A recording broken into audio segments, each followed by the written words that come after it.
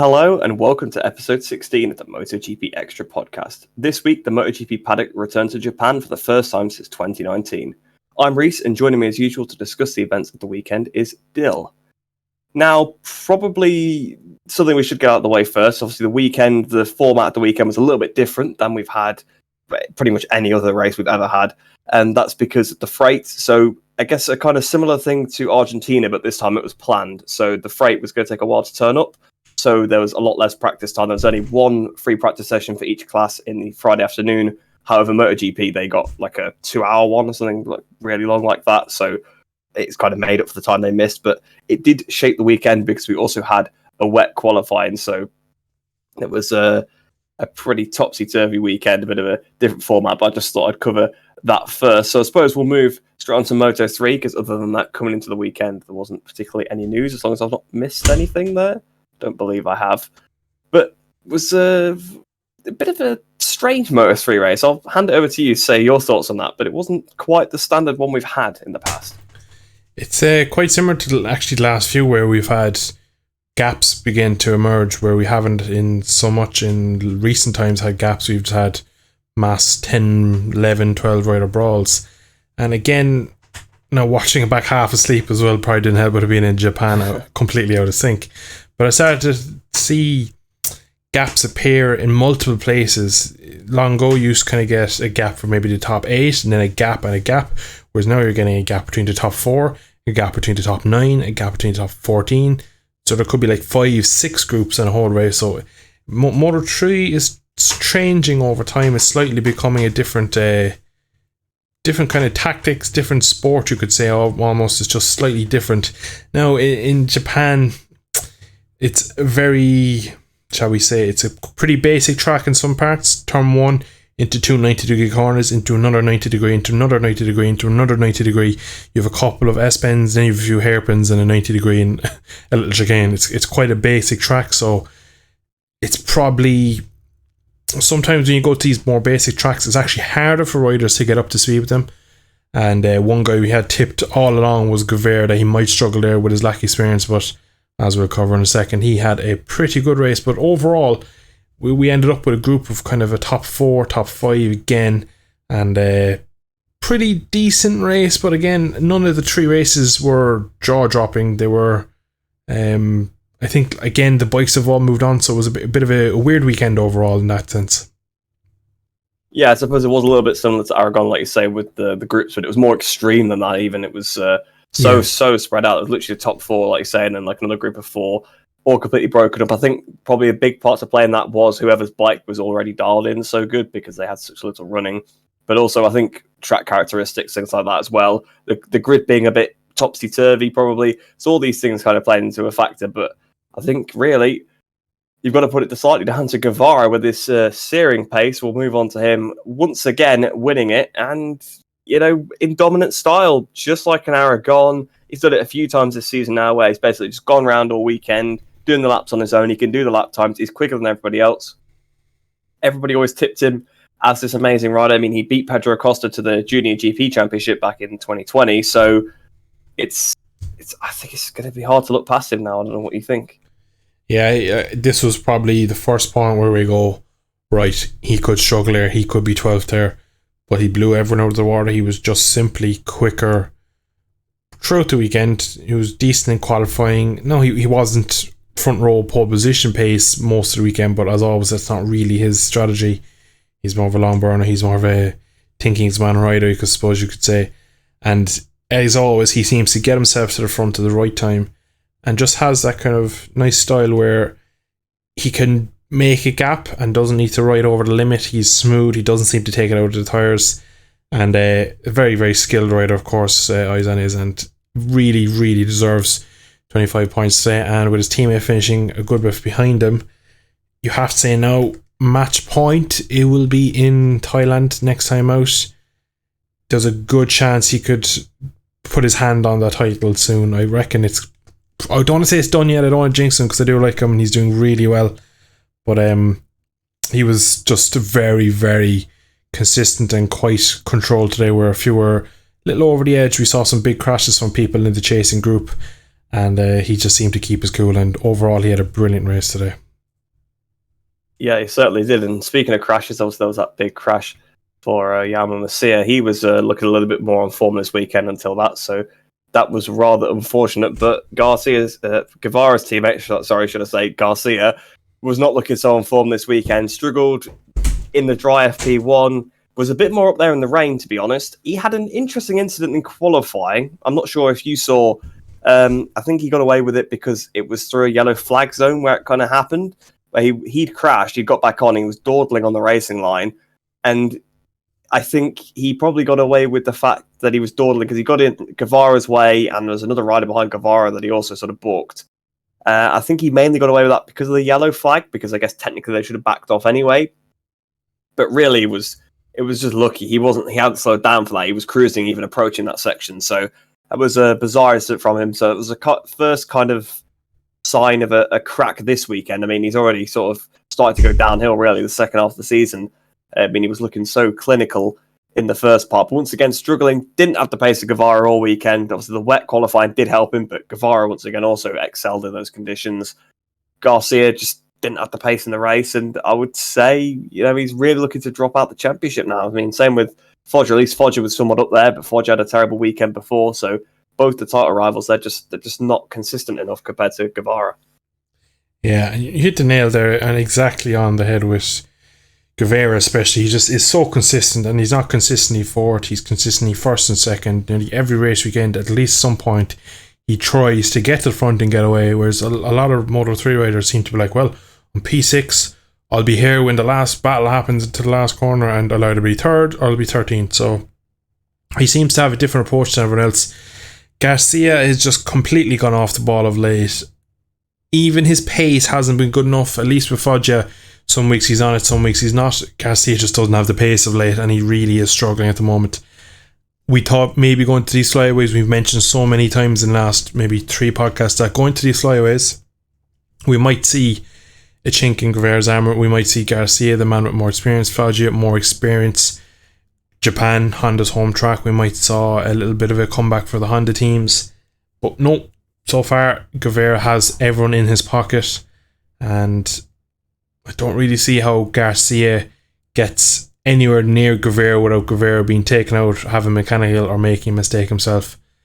Foggia, again, he might beat him next time out in Thailand, and then he could be 15th in Sepang, and he could be 12th in Phillip Island, and then he could go out and win again in Valencia. That's just the sort of form and just the kind of caliber rider is. He doesn't show up every week, and this is where we're kind of sitting here going, well, he's just a bit too far back in the championship. And Garcia is just a weird one though, because I remember start of the season he was the one that was like, no matter what he does, he will be there. I remember that overtake in Argentina in the penultimate corner, sublime overtake, and I just thought this kid is probably going to be the Moto3 champ this year. He just seems to have that extra 1 or 2% over everyone. He just seems to be kind of more comfortable on the limit. He seems to be able to play with them more. And as the season goes on, I think, as we mentioned last podcast, a bit of in-team politics has kind of affected Garcia a lot more than Guevara, and it seems to actually brought Guevara more to the fore. And now we have this intricate battle between teammates, but it's really one-sided at the moment. And you have to say it's Guevara's now to lose. I don't think it's in the hands of the other two at all. Yeah, I feel like it is definitely Guevara's to lose now. I mean, he's had such a good run of form of late. We'll have to see, but we are approaching the end of the year, and he's got a pretty big lead. I'm not sure exactly how much it is, but I think it's cracking on for 2 race wins worth, I think, isn't it, at this point? So it's getting to the point where in a couple of races' time, he could be looking at wrapping up early. So it really has gone from a Garcia dominant season to a Guevara one. So Garcia really dropped off the ball there. But we'll move on to Moto2 now then. Another race where the championship, well, for the top 2 hasn't changed a lot, but a couple of riders, I think, fully taking themselves out of it now. Celestino Vietti, once again, terrible weekend, crashed in qualifying, didn't get through Q1, crashes again in the race. I mean, we already said it was over for Vietti, but this season seems to have gone from, wow, he's really overperforming in his second season, to arguably he's now underperforming. Yeah, and it's been a weird season for Vietti. We go back to the start of the season, he was ridiculously quick, got lucky in a lot of times where he didn't have the pace and kind of was kept out of accidents that he should have been in, to the point where now he couldn't see a checkered flag for the life of him.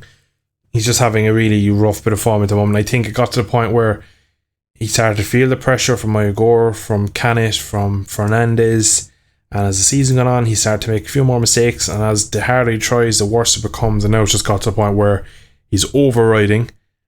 He's kind of in his own head, thinking that he's throwing away a championship in his second year. He's still very young. He'll take over the kind of winter, he'll take a lot from this. Now, right now, after picking the bike out of the gravel this morning, I don't think he'll have much interest in that kind of philosophy of thinking next year will be much better, more of a complete Cesena Vietti. But he has smart people around him. They will build him back up to what he can be and what he was at the start of the season, where he was metronomic, apex to apex, white line to white line, very silky smooth. But it's just unfortunate it's gonna miss towards the end of the year. Again, we're going to tracks that he hasn't been to these bikes with, so there's all these things, they add up. This is the World Championship at the end of the day. There is no slack. If you have any doubt or any slight little niggle, or you're just not confident in one thing, you're 15th, and if you try and override it, you do end up in the gravel. Now that's just what's happening with Vietti of late, and really his championship position, he's not that good yet. If you look, he's not a top 3 or 4 rider yet. On his day, of course, he was showing it, but for now, he's building. But next year, please God, I reckon he'll be pretty quick, and he'll definitely have a good few race wins like this year. But hopefully, the main thing is he just improves his Saturdays, and he'll just give the pressure a little less pressure on a Sunday, and then he can just go about his business a bit more clinical, and you won't have to make up 15 places to get on the podium. So, like I keep saying, it's to be all about next year for him. I believe he'll have a strong 2023. Yeah, I think you make a good point there with the whole next year thing, because if we're being honest, nobody expected him to come into this championship as a contender. It's the second season. We thought, he'd have the sort of the general second season, based on his first season. There's kind of 2 levels of Moto2 rider. There's one where they get a race win in their first season and they're looking good, and you're like, okay, they can fight for the championship in the second one. And then there's one where, they show sign of promise, maybe get a top 5 or something, and you're like, you know what, they could maybe get a couple podiums, maybe a win next year, then the year after they could push for the championship. And I think Vietti falls into that latter category, but then somehow got himself into the championship fight at the start of the season, and it was never really expected to happen. Maybe the pressure's got to him, but very young rider, so hopefully, of course, like you say, he can bounce back next year. And somebody else who's probably going to have to, at this point, sit there and say, I've got to bounce back next year, is Aaron Canet. This season just not gone to plan for him whatsoever. I think he's kind of putting too much pressure on him at this point.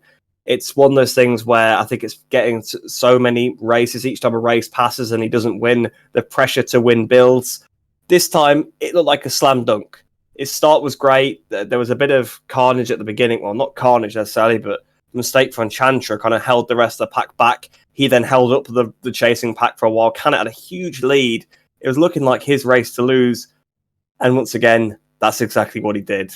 What do you think, Aaron Canet? Yeah, well, I just go back to the stats race. The early race shenanigans just gave him a breather. And he was just pulled the gap. Then P2 jumped off, and you thought, surely now he can control this race in the front. And I was kind of looking at him going, well, he's not a massive crasher when he's not injured or he doesn't have some sort of issue. He's usually pretty consistent. He usually gets better towards the end of a race. Why not? Can he not win this one? Why can't he get this one over the line? I thought this would be a great opportunity, along with pretty much everyone. I wasn't the only one having these kind of ideas. And a very Motegi crash, probably just chasing a small bit on the brakes, maybe just overriding and just pushing just to get maybe a bigger gap. Maybe he was thinking of the likes of Fernandez will come back at him, Motegi. And unfortunately, he just made a small mistake, and racing is unfair. Small mistakes get punished. You end up in the gravel and rejoined and crashed again. Yeah, yes, he did, didn't he? Which was, I remember seeing the second crash, and he looked like he was on an outlap. He looked like he was cruising. He just rolled off the end of the front tyre and into turn 1 gravel again for a second crash, and it was just it was terrible, really. He's in that class long enough. He's in a decent team. He's not on a Bosco Scorer or an MV or something a bit kind of funky that you go, oh, well, that chassis does weird things at that point of the race. It could be down to that. He's on the Calyx. He shouldn't have made that mistake. Now, of course, it's very easy to say that sitting in my armchair here, but he is a proven race winner in the junior categories. He had a very good, stellar young career coming up through the ranks, and most people rate Aaron Canet as a future GP rider. So, as you said, every race passes, the percent of pressure goes up by 1 or 2, and it is getting to him because he has a whole. If people might know that he has a dicky bow when he's in Parc Ferme, and when he wins his first race, he'll tell everyone what's it about. And I think people are getting more intrigued by it, so there's more pressure on him to win because people want to know the story. And I think he might be actually his own worst enemy by having that kind of story behind his first race win with the dicky bow. So I think he just needs to go away now, reset, try his best for the last few races this season. He's not really anywhere in the championship that'll be any threat to Fernandez Ayagora. So let's go away, focus. He might come out in Phillip Island and just absolutely wipe the field. So he definitely has the talent. He just needs to pull a weekend together. And like you said, he's not had a great season for multiple reasons on and off track. So it'd be good for him to finish strongly this year. Of course, he has his contract for next year, so maybe he could build something towards a 23 title charge, along with the likes of Yeti, Costa, Igor again, maybe Sam Lowes if he has a consistent year, Jake Dixon. There's going to be a lot of them there next year. You'd want to kind of get a race win off your back as fast as you can. Of course, everyone wants to win every race, but there'll be times of this season that he's probably looks back and goes, well, I could have won that one, or especially now today, he'll probably rue this for a while, but it will come eventually. He's definitely has the caliber and the talent, but it'll just be the matter of pulling it all together. Yeah, I mean, I think this is the second or third time he's crashed out the lead this season, so it is becoming a bit of a recurring theme. So I definitely think he's probably putting a bit too much pressure on himself. But you did briefly mention Agora and Fernandez being the two contenders, with Canet now sort of being out of it, although he's kind of already out of it. Those two, once again, phenomenal rides from the pair of them. Agora's start, well, his first lap was unbelievable because he came from about 13th on the grid to be about 4th. It was amazing. It was a great start from Agora. Fernandez had a bit of a slower start. He got stuck behind Jake Dixon for a while. But in the end, the cream rose to the top, as it always does. Agora in the lead, around about 2 seconds ahead of Augusto Fernandez, and they were just pushing each other. Fastest lap for one, fastest lap for the other, fastest lap for one, fastest lap for the other. And it was an intriguing race in that way, even though there wasn't actually an on-track battle with them. We could probably thank Alonso Lopez for some great on-track battle for that, to be fair. It was a great battle between him and Fernandez, but allowed Agora to get away 100%. But those two pushing each other so much, neither of them putting a foot wrong. They're really making this look like it's between them two, and just a great win from Agora and a great sort of damage limitation for Fernandez as well. Yeah, they're just the two most consistent at the moment and performing at the highest level. Agora was amazing today. Home race, a Japanese team, a Japanese rider, everything, just ticked all the boxes. Of course, he didn't have a great weekend up until the race and in qualifying, but he is the kind of ultimate Moto2 Sunday man. His race start was phenomenal, and he just looked so good when he got to lead. I noticed that he was backing in a lot they were kind of backing into a lot of the 90-degree corners and kind of the hairpin corners, just taking a bit of weight off the front, just riding a bit more in a safe manner than kind of depending on the front end. So he just seems to have it really under control. Of course, like you mentioned, Lopez had some unbelievable battles with Fernandez for maybe 2 or 3 laps where he just kept leaving the brake off and running wide, doing the same thing in the corner later, slipstreaming them back past. Augusto Fernandez is just slightly one of the heavier Moto2 riders, and that does catch him now and again. But when he got past Alonso Lopez, he did have a kind of a couple of laps where he thought, oh, he's taking a bit of time out of him, but Ayagora responded with a couple of fast laps, as you said, of his own, steadied the ship and just kind of managed the battle, managed the gap, never really got close enough that you thought he might actually be in trouble, and he just looked so silky smooth again, very, very Ayagora-esque, and just overall brilliant race. I was so happy for him. There was so much emotion in his pit box. I believe his mother was there in tears as he came around the last lap. Hirashiyama looked like he was having kittens. He was on the edge from about lap 3 onwards, probably. It was brilliant. They know they have a gem in that team, and he really did perform today. But Augusto kept him honest. You have to give him props there that he didn't really fade late in the race up against such a very consistent Ayagora. So we're really looking for a bit of a tense final few races here. It's going to be epic for these two. Yeah, and I actually completely glossed over the fact, of course, it was Agora's home race, and it was a victory at home. That's always the best thing. It's always great to see a rider win at the home race as well. You're always kind of rooting for the home rider to do it in front at their home crowd, and I think it's like the first one for like 15, 16 years, something like that. First Japanese 2006. winner. It was actually Arashi Ayama. Yeah, 2006. I think he had the last Japanese podium in like 08 here. I think his last win was 06, so a long time ago. And Japanese ride on Japanese bike, that's kind of like Tamada back in like 04. So it's been a long time. Good history. It's great to see a competitive Japanese rider coming through, it must be said, because I mean we've got Nakagami of course in MotoGP, but I don't think it's unfair to say that Agora's Moto2 career has dwarfed Nakagami's completely, so it's definitely nice to see. But I'm going to put you on the spot a little bit here. Out of the two championship contenders, if you had to say now, who is your money on, like Agora or Fernandez, just based on the current form? How long do I have to? Can I answer in next week's podcast? I'll go with Iagora. No, I don't know if that's more because I want Iagora to win it, because I had a bad taste in it when he lost the Moto3 title to Arenas. Iagora. I'll put my money where my mouth is. I'll go with Iagora. I think he is. Yeah, I don't know what he has, but he has something, and I think he just might see him out. But it could go either way. They are two titan heavyweights of the Moto2 category. They both have very, very good teams. They have everything. I don't see any weakness in either of them, so it'll be just down to see who can do it on the day. So I'm going to go with Iagora because he touch wood. I'm going to touch all the wood around me that he doesn't really make mistakes in the races. Does a bit of a miraculous thing where he kind of crashes of a Friday or a Saturday, gets out of his system, and then seems to be right as rain for the race. So yeah, I'm going to stick with Iagora. Hopefully I haven't cursed him. And I did really put him on the spot for that. I wasn't on the script, so nope. I just thought that while he was talking. I'll ask him. Hence why I took about 10 minutes of bluffing just to make up an answer. For the record, my money's also on Agora, because I think the next couple of races, sort of Thailand, Malaysia, they'll be right up his alley. Conditions he's ridden in many times in the past in the Asia Talent Cup, for example. So I think the races are on his side.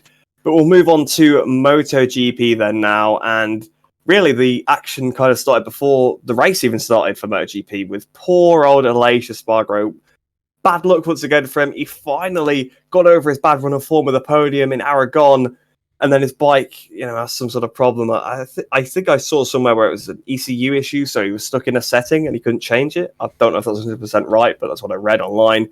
And as we know, you can't trust the internet, but that it sounds feasible. You could hear on the onboards the bike didn't sound like it was running right. You could see it just cut to like an onboard cam of him with his hands on his head, and it's like, what's going on with Aleix? It's just, and then he had to start from the pit lane. Just bless him. I feel so sorry for him. What does he have to do? Yeah, from my understanding now, it is also from the internet, so we'll take it with a pinch of salt. He had it in some sort of eco mode for basically the sighting laps, so that it saves fuel and just runs a bit lean, just keeps itself cool, and it doesn't get itself kind of worked up before the race. Unfortunately, one of the technicians hadn't taken out that mode, and he went to the grid with it on. It is not something you can turn off on the bike. It has to be manually operated via a computer, more than likely some sort of plug-in. And his issues weren't over there. He had to come in, then swap bikes. He just literally threw his other bikes at his mechanics. Then went out with a soft rear at a track where most riders struggled with a medium. The race winner, Jack Miller, was on a hard for reference. And from there on, he already had like a 20-second penalty to make up in terms of how far back he was. He was convinced he could win today's race. He felt like he had the pace. Over the last couple of races, from kind of Austria onwards, they've had some issue with straight line braking on Aprilia, and they seem to fix it this weekend, which would be critical at this track. He felt he had confidence for the race, win at least a podium, if not the win. And just going out with a medium front software at this track, he gave it everything, but you could see as he caught up to Fabio Di Giannantonio towards the end of the race, he had no entry grip at the rear, he had no kind of edge grip at all. It was just the tyre was done. He had to push like a bastard, as they would say, and he gave it everything. And it was he probably got lucky that Pecco and Fabio weren't first and third or first and fifth, that they were kind of struggling themselves, because it could have been curtains really, and that would have been a terrible way to go out.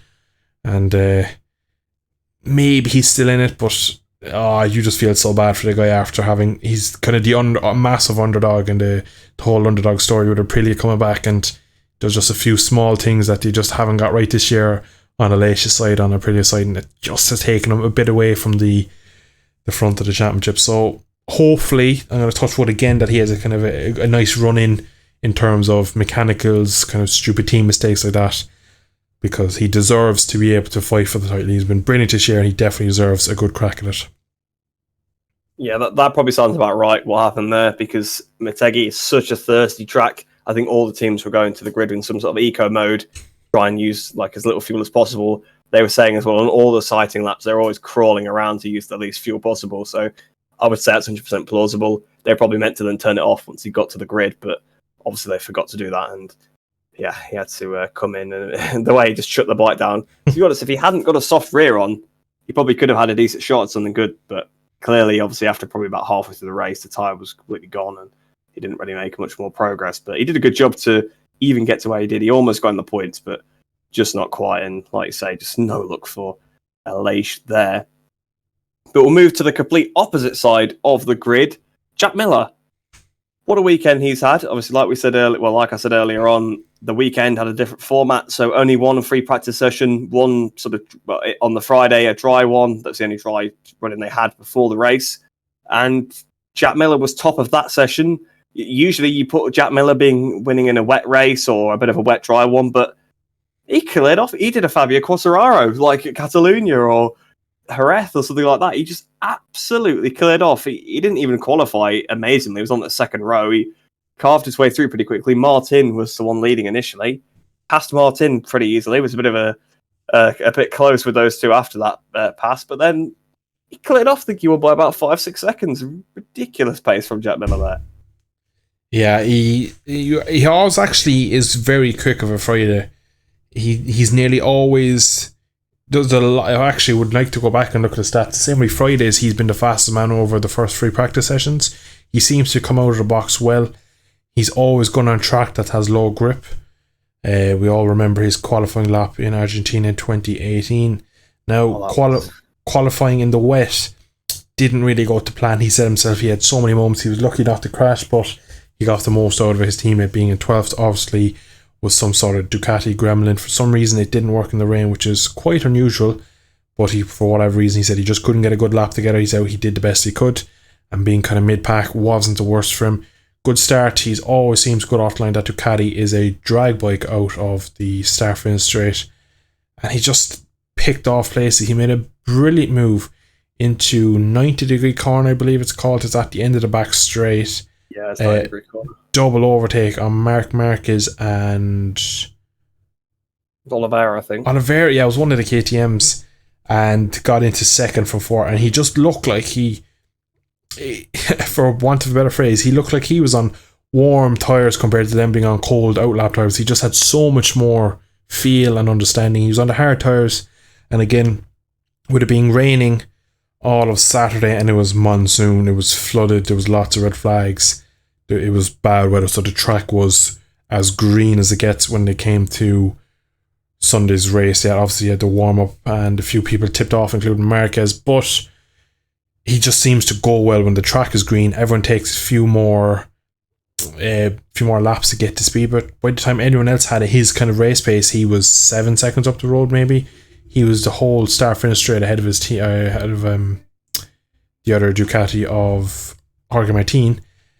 And really, at one point, Aleix was kind of running similar lap times, but he was like 40 seconds behind him. So it was just a perfect race. And we've all believed that Jack could have done this before, but it's taken a long time to do this in a dry race where he's got to the front and just absolutely obliterated his opponents. But definitely down to the conditions that helped him today, because he's very, very good motocrosser, very good with the low grip and kind of the sliding the bike, and it's just the way he rides.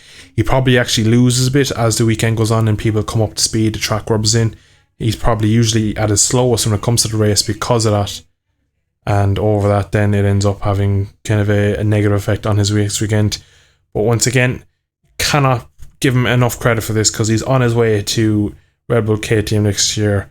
He just put his head down today and just probably signed off. That probably is his last victory, maybe in GP, definitely for Ducati. I don't see him winning.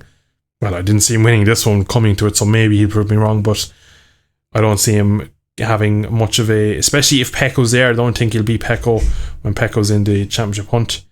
So can't give him enough credit. I'm a huge Miller fan, and today was just awesome, as he would say himself. Yeah, it was an awesome performance there from Jack Miller. Absolutely unbelievable. I mean, absolutely left everybody in the dust. Now, he did mention, of course, he's going to Red Bull KTM for next season, and that was another team that performed really, really well today. Brad Binder was actually on the front row, which, Brad Binder started at the front of the grid. He's going to have a good race, but Oliveira was also looking really strong.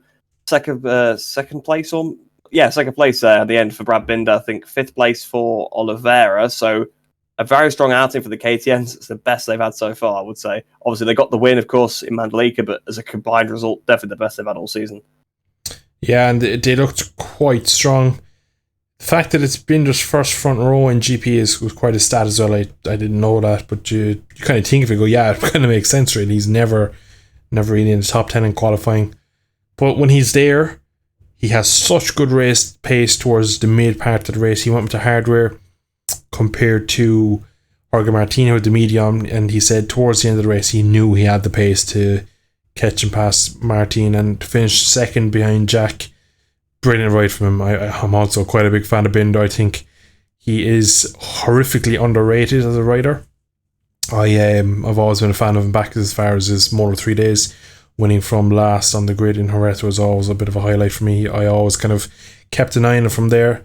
Then when he moved up to the Moto 2 class, just the style he had on that bike really backed it in. A lot of engine brake, rear brake, and it's kind of how he rides the KTM in GP now. He really backs it in, and you're just hoping that KTM just make that step where they can get the bike to use a soft set of tyres, get a lap time out of the bike, because it isn't the worst race bike on the grid, I'd say, because we always see these results where he'll be on the lap 6 laps, he'll be like within 3/10 of Pecco, 2/10 a lap off Pecco every lap towards the end of the race. So like he's kind of thereabouts most weeks. It's just if you're starting 15th, you have 14 bikes in front of you, you get stuck battling Alex Marquez and Fabio Di Gianantonio, you'd have a bit of a slower opening 5-6 laps, and then really in modern day GP you're not going to pull 8 seconds back and pass 11 people to get to the podium. So it's just his qualifying needs to improve, and I think it's more of a KTM issue than a Brad Binder issue.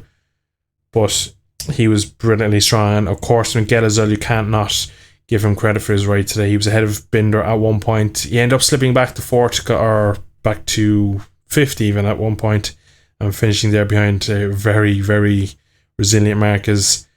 But in a dry race, nothing kind of funky going on in the race. It was a straight up race for them to be that close to the front and that consistent. They may have something for next year. Apparently they have a big engine upgrade coming and they're pretty in-house. They're quite excited for it. So maybe KTM could be a powerhouse next year.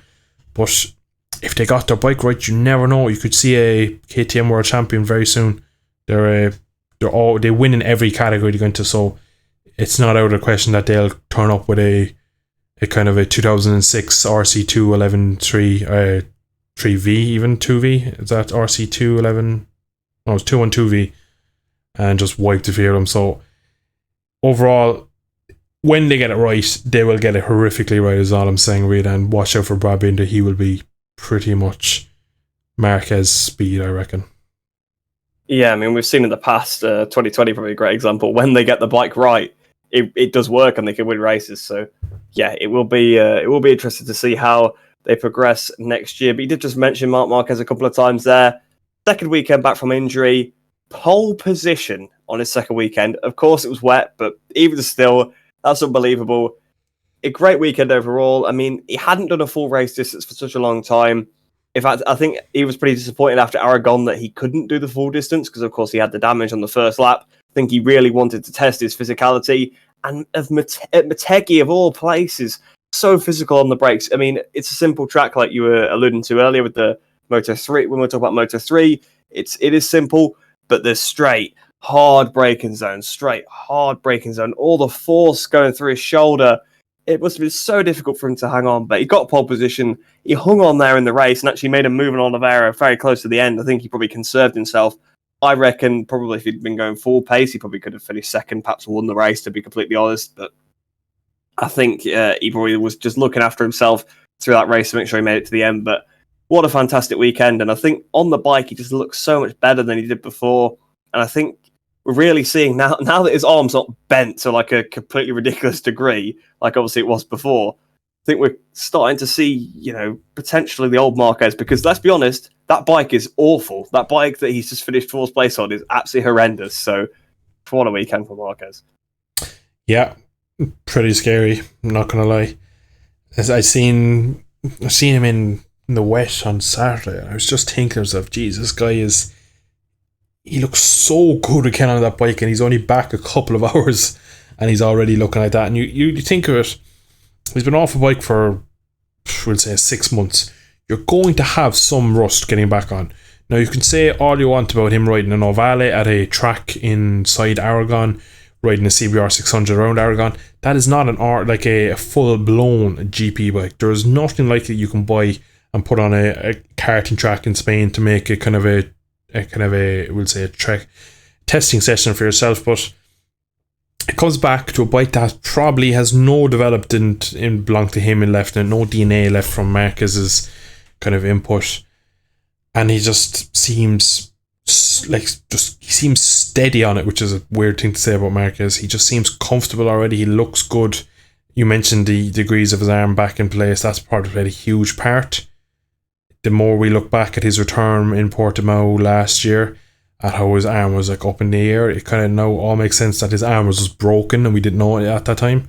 It was pointed out by a lot of ex-riders that his riding style was changed. A lot of his right arm was very up. The fact he won races like that, he is going to be scary again next year. And one of the weird things he said after the race, he said, "I had no pain throughout the race in my right arm," which is the first time he said that since, we'll say, the crash in Jerez back in 20. So it'll be just getting race runs in the rest of this year, getting a bit of race fitness, and then he's going to have a hell of a winter training. He's going to be probably the fittest Marquez we'll ever see coming back for 23, probably with a revitalised Honda too. So if you're Fabio, if you're Aleix, if you're Pecco, Bastianini, you have one hell of a task waiting for you when you come to the grid in Portimao in 23, because that's the opening race of the season at Qatar. So, Jesus, once again, can't say anything negative about, just absolutely fantastic again for Marquez. Brilliant. Yeah, you make a good point, really, the fact that he managed to win races with the arm in the way it was. I think he just even compared to the earlier on in this season, he never looked comfortable on that Honda, like on this model of the Honda, and like you're saying, he looked comfortable on it this weekend. He's saving the front ends. So I think it was just all down to the fact that he couldn't ride naturally. I think he did say at Aragon that he could finally ride like how he used to again, like sort of naturally, without having to sort of have his arm in a weird way. So I almost can't believe that they didn't notice that at first. Like, that's some really bad medical negligence there. That how can you not notice a guy's arm's like 40 degrees out of... It's ridiculous. But yeah, I mean, on this Honda that's not suited for him, imagine what he could have done on the last year's Honda now, because he managed to win on that with the twisted arm. It was obviously built exactly for him, that bike. Imagine on that bike, he would be miles in front. Imagine him on a Ducati even. They wouldn't see which way he'd gone. But speaking of Ducati, their title hopes did take a little bit of a hit today with Francesco Bagnaia. He's had a very tough weekend, actually. He qualified 12th. Absolutely nowhere in qualifying. I mean, obviously, he only got 12th because he'd already got through based on FP1. He could have been at the back of the grid, to be honest. Like, he really could have been really far back on the grid if he hadn't already got through, because he had no pace. He was second off. I think he was like a second off in Sector 1, which is like 2 corners of a straight. So it tells you a lot how much he was losing. He was like a whole second down on like the top times in one sector. So he was having such a terrible weekend, struggling in the race as well. Once again, had his Ducati stablemate Bastianini for company. Bastianini made a move on him about midway through the race. He'd been trying for quite a while, pulled away from him. But then by the end of the race, like last maybe 6 or 7 laps, Bagnaia sort of got down to a similar pace to Miller. But it was just far too little too late. Managed to repass Bastianini, caught up to the back of Fabio Quartararo, but then disaster struck. I don't really know what he was doing, to be completely honest. Of course, it was the last lap of the race, but he's on a Yamaha. There's like a straight that's so long into a 90-degree corner. Just pass him there. Why are you trying to pass him at like turn 3? Like, I mean, to be honest, he probably should have blasted past him on that straight. But if you can't do it, don't do it.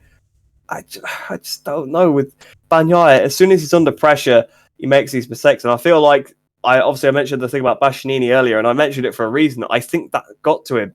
Bastianini, almost beat him in Misano. Then Bastianini beats him in Aragon, and again this weekend, Bastianini overtakes him. Sure, he got back in front of him, but he was probably thinking, right, I need to get in front of Fabio, because I need to beat Fabio because Bastianini's not beating Fabio, and I just think it's in his head. He knows he needs to beat Fabio. He knows he needs to beat Bastianini as well, but really, he shouldn't be focusing on Bastianini, but I think because he knows he's his teammate for next year, I think that got to him. I think the fact that Fabio's right in front of him got to him. The fact that he was having a bad weekend, but he's just had such a good run of form. He's gained like 90 points back on Fabio.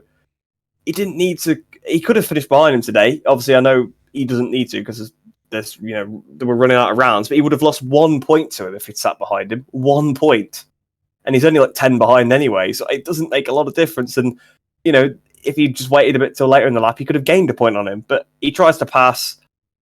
I mean, he just took the front because he was on way too tight of a line. He wasn't even actually alongside. He sort of gone to the inside, couldn't pull it off, lost the front. Bagnaia, we thought he'd stop making these mistakes, but it just seems that he hasn't. And when the pressure's on, he just crumbles. How on the edge of earth did he not collide with Fabio is all I want to know. Yeah, that's a good point. His bike so nearly hit Fabio. I've seen so many pictures where it if you were showing the picture and didn't know what happened, you're like, yeah, that guy Fabio has been sent to the moon. I watched it back. I was watching it live, of course. I watched every replay angle I could see, and each time, even when I know what's going to happen, I was like, he's going to hit Fabio. He's going to hit Fabio. Somehow he just grazes past. It's like you said, he was on such a weird line on the edge of the corner, turn 3. No need to do it. Turn 2 to 3 is probably the shortest of the straights, other than the home start finish straight. You have a bit of a longer one from 4 to 5, and then of course you have the hairpin curve back down to the 90-degree corner, so you have a big power hill there where you expect the Ducati strong on the brakes, where Jack Miller was making up his time. It's just it's just Pecco's massive weakness once again. He shouldn't be making these mistakes. It just shows once again. The only reason last year was that he gave Fabio a run for his money because he was out of the championship already. He goes, F this, I can just ride the way I want. I don't need to focus on kind of beating these people. I don't need to be warm. I can just go and ride. And that's what he did. And that's when he's really good. But he can't do that if there's pressures on. If he needs to beat this guy, if he has to qualify well, if he has to do this, that, and the other. He's great when there's no pressure. But that's kind of like the opposite of Valentino. If you look, a lot of people think he's kind of the first official replacement of Valentino, that he's kind of winning races, that he's the VR46 rider. But Valentino was great, and then when he's under pressure, he was even better again. He just found an extra couple of tenths when the pressure was on. He found something like that, whereas Pecco gets confused, makes bad judgment calls, gets flustered very easy, which if I was Factory Ducati, I would be incredibly worried about. And I would be a lot more confident in Bastianini going into next year. And at this rate now, you'd be thinking, would Harrogate Martin be a better replacement? And will we end up with Pecco leaving the factory team if he keeps making these mistakes, and we'll end up with Jorge Martin and Bastianini on the factory bikes? Because he just makes so many mistakes, always when the pressure's on. He just crumbles again and again and again, and you're not going to win a title like this. Now, he might prove me wrong. He might be faultless for the last couple of rounds, a handful of rounds we've left, and win it by 1 point. But in my opinion, he doesn't deserve it for that, because he's made mistake. But of course, he's on probably the best bike in the grid compared to his main championship rival, who isn't on one of the better bikes on the grid, and that's why he's still, as of right now, 18 points off the championship lead, and why we're still going, well, he could still probably do it, because we would think Thailand Sepang will favour him, and we never know what will happen in a cold November day in Valencia. So championship is still on, but Jesus, Pecco, you need to stop crashing under pressure. There was just no need for that overtake. It was just not needed there. Oh, enough. I'm done. I mean, you make a good point. He's on the fastest bike. He he's won like what 6 races this season. Mm-hmm. How do you lose a championship when you've won 6 races? Yep. It's unreal, but it's just he's either won or crashed. It's just literally it. Basically the exact opposite of him is Fabio Quartararo, of course, coming off a crash, but not really his own fault, just a racing incident.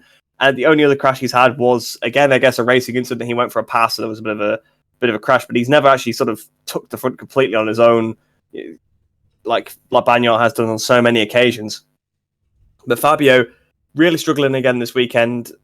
To be honest, I thought this whole new format would suit him, so the different format, because he seems to be very fast in FP1. I mean, it's probably worth noting that I think the top 3 were Miller, Bagnaia, Quartararo. So, based on the dry running, you'd have thought that would be the podium also. But no, Fabio struggled also in the rain, not quite to the same degree as Bagnaia. However, the Yamaha, since maybe like 16, has kind of been a bit dodgy in the rain. Obviously, aside from the Mandalika performance and I think France last year, really, it's not been that great in the rain.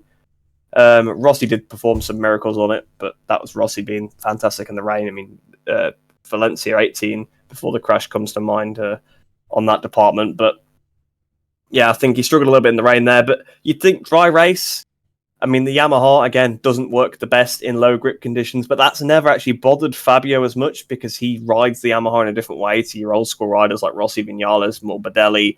I know Morbidelli's more of a newer rider, but he rides very much like Rossi did because Rossi taught him. So he kind of rides at a bit of more of an old school style. So I kind of expected a bit more from Fabio, but he kind of just did the good damage limitation that he's done. He's done it at other rounds like Termas. That probably should have been a sign to me that he wasn't going to do well here because, again, similar low track conditions, weird weekend format. But yeah, he just finishes around 7th, 8th. When he can't win, he knows his maximum. And, he was in front of Bagnaia. In fact, he was beating all the people he needed to beat, really. Obviously, Aleix, we said, got unfortunate, but Fabio was genuinely beating Bagnaia that entire race. Bagnaia was never in front of Fabio.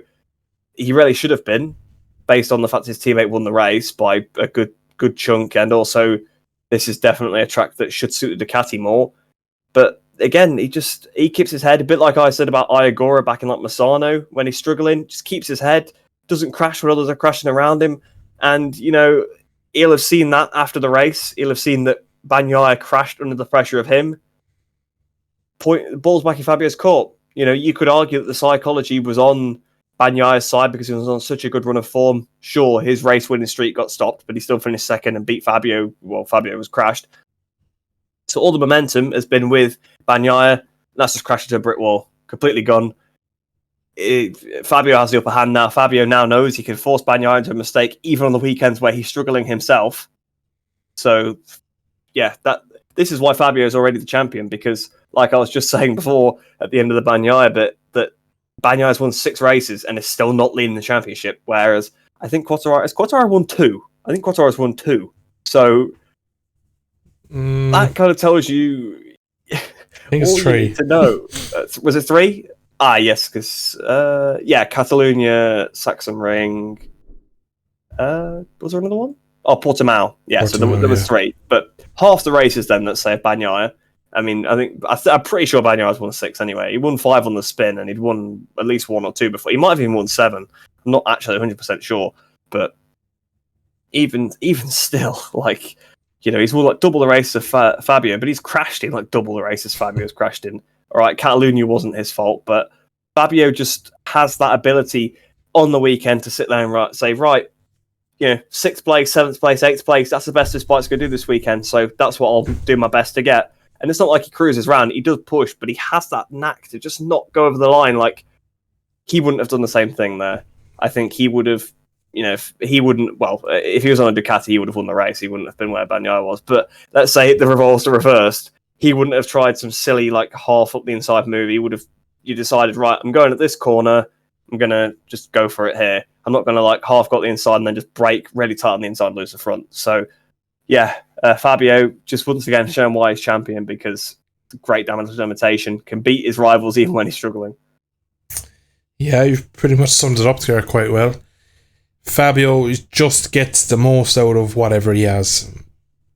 Whether that's last lap battles with Marquez down to the final corner, whether it's P6 versus Vinales, whatever that bike is capable on day, he will bring it there with interest on whatever's around him. He can pull a result out that isn't expected. I look back at the couple of races at Mugello over the last couple of years where he's done magnificent overtaking into turn 1 at Mugello. He did brilliant for the last 2 years at Spielberg, just making the impossible possible. And then when he really struggles for track condition, track position, whatever it is, he doesn't end up making mistakes of Pecco at all. It's just simple. He does not make that mistakes. And that's why we're sitting here going, well, he doesn't have the best bike. Like, he just is consistent, and that's how he gets his title across the line. I still believe if you give everyone equal equipment, he is the fastest rider currently on the grid, leaving Marquez with a bit of an asterisk next to his name just because he's, shall we say, not fully fit yet. But you just look at Pecco making all these mistakes, and you look at Fabio taking the P6s when they're on offer, taking the P8s, making the people around him make mistakes, putting pressure on riders that you don't expect. Like, go back to Spielberg when he finished second behind a factory Ducati. He overtook Miller in a chicane and then outdragged him in a straight line.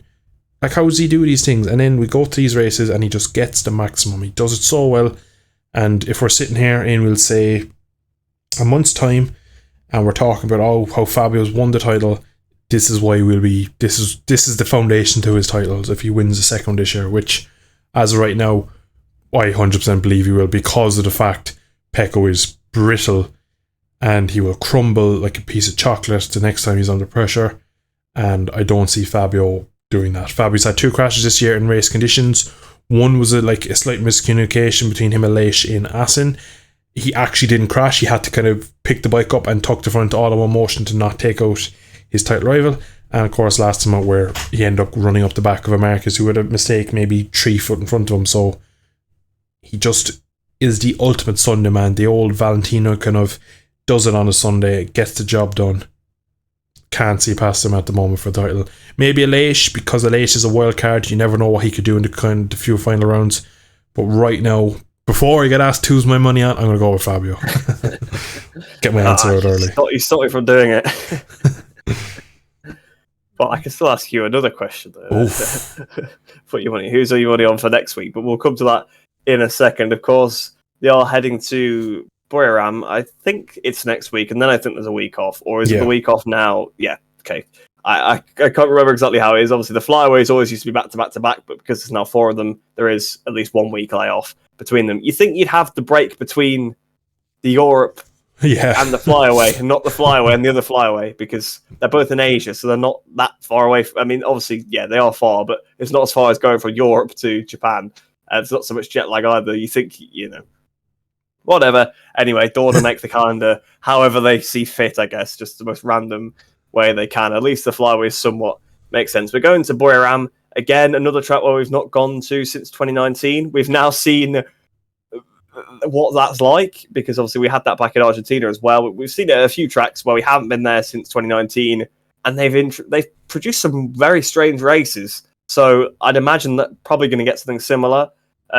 Buriram is usually has a different tyre to the rest of the season, a bit like Austria sometimes has, a bit like how Mandalika did earlier this year. So I think they might bring that old 2018 carcass again. I'm not sure, but I know in the past they've definitely brought older spec tyres that have been designed for the heat and just how Buriram is. So that could really, really throw a spanner in the works. So with that all said, who's your money on for Buriram? Honestly, it's like picking names out of a hat, isn't it? It really is. It really is. It's. I'm trying to think. I go right. You could kind of make an argument for Jack after today's result, Pecco because of Ducati go where and he'll have to prove himself. Leish, he'll have the bit between his teeth. Vinales has gone cold the last couple of rounds. You'd imagine he'll want to come out fighting. Fabio will do something out of his skin. Marquez had a great race today and doesn't look as injured as we all thought. Jorge Martin was on the podium again today. Will I continue? It just sums up modern MotoGP, doesn't it? Yeah, there's so little between them, and I'm gonna go for a wild card of Jorge Martin. No, I could be a million miles off, but I'm a huge Jorge Martin fan. I've always liked him back since his Gresini days, and I reckon he might have a good race there. It's kind of a Ducati track, but definitely my wild card will be Marc Marquez. I reckon he could spoil the fun of the front few guys, but we'll see. It's gonna be fun either way. He is actually undefeated there, so you know. I mean, they've only raced there twice. Doesn't matter. It feels like more than twice the amount of years it's been in the MotoGP game, but yeah, that's probably it. Twice. The MotoGP game has ruined it for it. But I think we've probably had enough of your time now, so I hope you did enjoy that one. If you are watching on YouTube, do give the video a like because it does help us out. And similarly, if you are listening on Spotify, please do rate the podcast 5 stars because once again, that does help us out. But I've been Rhys. Thank you for listening to the podcast, and we'll see you for the next round in Thailand.